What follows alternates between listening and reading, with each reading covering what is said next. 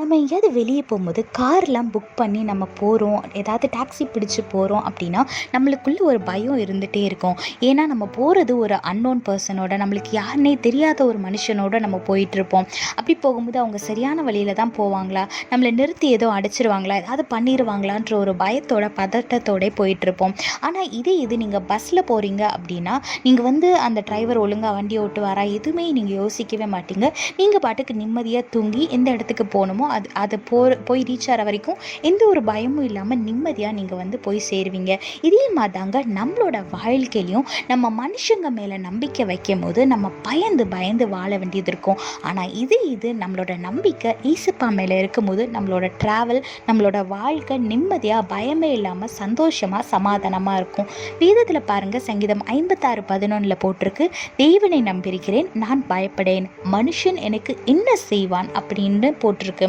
ஆமாங்க, நம்மளோட நம்பிக்கை ஈசப்பா மேலே இருக்கும்போது நம்ம யாரை பார்த்தும் பயப்பட மாட்டோம்.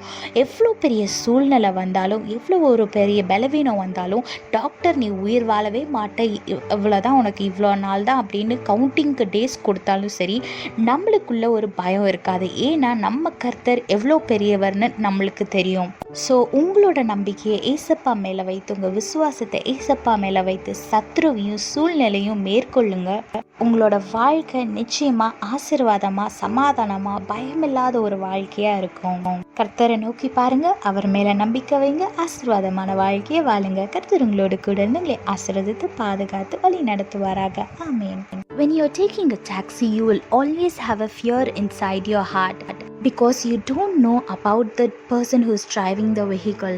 You will be very conscious and you will be checking, are we going in the right direction? Will he do something to us? Will we reach our destination safely? All these questions will be wandering in your mind. But in the other hand, if you're traveling to a place in bus, you will not fear anything and sleep peacefully until you reach the destination. Yes, likewise in our life, when our trust is in our Lord, we will not be afraid of anything. But when we trust in the man, we will always have a fear in our heart. Look what the Bible says in Psalm 56:1. In God I have put my trust. I will not be afraid. What can man do to me? Yes, when your trust is in our Lord, you will not be afraid of anything, any situation or any man who's standing against you, because you know the power of our God. So always put your trust in him to live a fear-free life. Keep your trust in him and live a peaceful life. God bless you all. Have a blessed day. Amen.